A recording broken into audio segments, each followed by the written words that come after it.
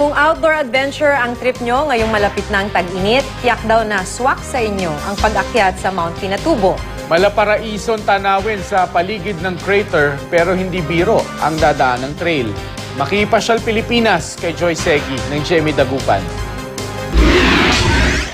Postcard material at picture perfect. Yan ang ganda ng tanawin sa tuktok ng Mount Pinatubo. Pero bago marating ang malaparaisong lugar, kailangan munang pagpawisan sa pag-akyat.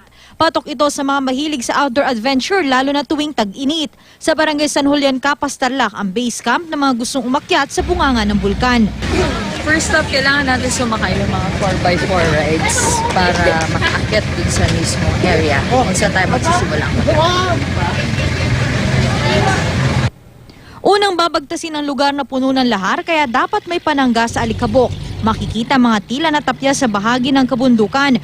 Ang nakamamanghang tanawin na likha ng sumabog ang bulkan noong 1991.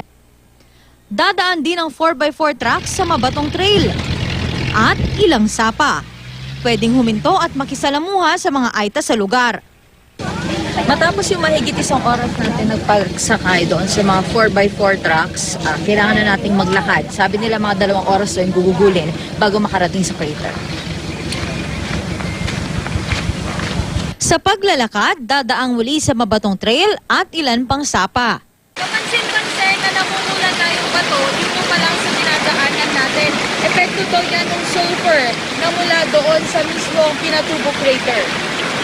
Kung pagod na sa paglalakad, may rest station na nag-aabang. Tila nang hahamon naman sa kakayahan at edad ng mga trekker ang karatulang ito. Bahagi rin ng trail ang malawak na rainforest. Ilang hakbang pa, makikita na ang view deck ng crater.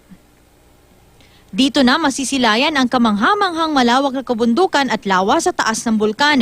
Sa lalim na 2,600 feet, ito ang pinakamalalim na lawa sa bansa. Nabuo ito matapos pumutok ang Mount Pinatubo. Ang ganda ng Mount Pinatubo, dinarayong maging ng mga dayuhan gaya ni Chris na mula pa sa Belgium. It's a very beautiful place. It's pristine. It's well maintained. I like the fact that it's well organized. Maybe there is a bit too many tourists. But the place is worth visiting.